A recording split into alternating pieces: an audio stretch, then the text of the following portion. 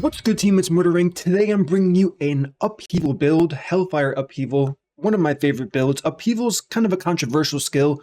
A lot of players don't like the way it feels, and it can be clunky for some people, of course. I personally enjoy it because it makes me feel like the Mr. Clean guy. You're just sweeping around, and I like this build specifically because it was buffed, right? So Upheaval is the strongest it's ever been in this game. And so what I'm going to do is, as I'm briefly explaining it, I'm in a Nightmare 100. You saw the affixes there, and you'll kind of see from this kind of first clip I cherry picked from the middle of it for where we're going to start. Upheaval has the widest range out of any Barbarian skills besides Iron Maelstrom, which it's a cool skill, but being an ultimate, you can only cast it so often. Upheaval you can cast all the time with massive range. You get this awesome burning effect, but the reason why I'm calling this a Hellfire Dopamine build is it can give you the widest range of overpower hits, which feels really good. Now, one issue I did make before I did this run, because first of all, this build's incredibly tanky, right? I'm not using Seligs, the uber unique that a lot of players have to use to comfortably do this content and kind of just stand in everything, or they lose significant damage when trying to build themselves tanky enough. So this is going to be an all-in-one. You don't have to change anything. This is for speed running Vault 100s. And then this can also kill Uber Duriel in a 4-man group. So that's the good news. Are you going to be one-shotting it? Technically, you can one-shot it, but it's too much effort. So I'll kind of pause from this and head on. I believe it's towards the end of the video. Yeah, so you're going to see here, we're not going to be one-shotting with this build here, but we're going to kill it in like 2 to 3 hits, which is fine.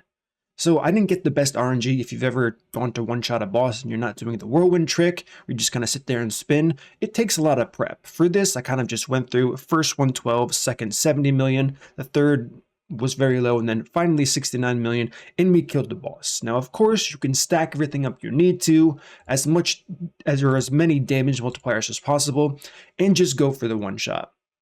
But when it comes to this, a lot of the Duriel builds, they struggle in vaults. I've seen it many times. It's been one of the most asked questions that I've seen pretty much in the official Diablo Discord. How can I do better in vaults? I'm getting owned here, and a build like this, all you have to do is sacrifice, hitting for like 500, 600 million damage on Duriel, and you have a build that can do both of them. Of course, you're sacrificing the big hit, but if you're doing any content by yourself, you can one-shot any boss in the game. Once you start adding 3 other players, of course the scaling does get very high, but the sacrifices we make to run smooth, and the gauntlets coming out, which is going to be, as far as we know, dungeon content with some bosses, so you're probably going to want a hybrid. It's too early to tell. I'm going to make a tier list video, but really it's too early to tell. So now that we've kind of gone over the gameplay of the build, what are the changes? Of course, I'll have the build planner in the pinned comments here. This is what you're going to be looking at. Now, we're only going to talk about swaps here. I'm not going to read you this page because you're smart enough to figure that out for yourself. So the first thing that you can swap if you want to is going to be the technique. I like everything making you berserk over and over again. That feels really good to me. If you don't care about that at all, go with Axe, get extra damage on a vulnerable target for bossing, because it's really not going to help you out in vaults, because think about it, right? If I was doing the damage you saw with Unconstrained, which was a mistake, by the way, swapping to Unbridled, I'm hitting everything with Upheaval for roughly 160 million, which feels really good. I mean, I got a good dopamine rush from the footage you see here with Unconstrained. It's even better with Unbridled. I just happened to record one of the tier 100s without Unbridled on. It is what it is, and we all know how annoying it is to keep getting tier 100s when you don't have enough dust and all of that good stuff. So that's the first swap you can make. The second swap you can make, of course, is going to be the uber unique Harlequin crest. I am using this, and of course it's a chunky bit of damage reduction and +4 ranks to all skill.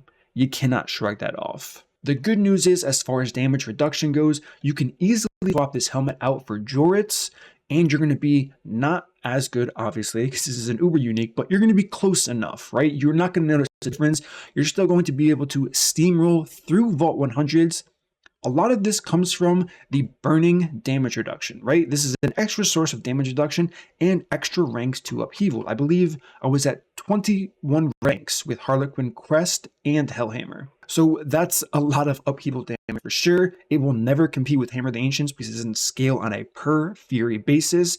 But if Hammer the Ancients is nerfed to no longer have that scaling, it's literally going to look like Upheaval. So that's what you can kind of look at. If they ever decide in the future they're going to change and nerf Hammer the Ancients, I don't think they should. They should probably just take Upheaval and let it scale off of Fury, but it is what it is. So we can't make that change. If you don't like movement speed, which should pretty much be no one, but if you really, really want those huge numbers, you can use the boots. I forget the aspect, but it increases your damage against unstoppable targets by up to a 40x multiplier, which is huge. It's going to be very niche, of course, in dungeons. It's only going to apply to unstoppable targets, which isn't that many. But if you're looking for the biggest numbers possible and you like speed, of course, you can make that swap, even though you're losing movement speed. But I don't know. Everything else, you're really going to want to make this build work here. We do have a Paragon board. It's a very damage / speed / survival based board. We do have 6 glyphs and 6 boards here. We're hitting a ton of keystones. We have the Bone Breaker, of course. We have the Carnage mode, which makes Upheaval feel really good with the attack speed. We're constantly critting. This will be at max stats fairly regularly across the entire board here. If you do need extra resistances, I left a cold node close in points. You can, there are plenty of things you can take from this board that is just stacking more damage. There is also a poison node on the top here. You probably won't get the extra bonus because 620 willpower isn't that regular for a lot of people as far as getting perfect all stats rolls wherever you can. So if you don't have that, you can get the 10% poison. It's surrounded by 5% here, 5 there. So there's 20 total there. There's a lot of different things you can do. I believe there's a fire node somewhere. Yeah, right here. That isn't too far away. So I made this a very customizable board that you can really fit to whatever gear you currently have, because I think that's important in a build. Right? I could build the most optimized min-max board in the world, but if it's not flexible, it's going to really limit the amount of people that can benefit from it. So with all of that being said, the rest is rather self-explanatory. You can see what you do on the screen. I do think the Upheaval Hellhammer effect with the fire on the ground is one of the coolest parts of this build, and I think it's one of the cooler effects this game has to offer, besides maybe Sorcs. Sorcs do have some really, really cool animations, and why this build's different than a lot of other Upheaval builds is they kind of all go for one-shots. I've seen this theme across many builds this season. They're all looking for that one-shot, and yes, it's cool to Upheaval for 600 million.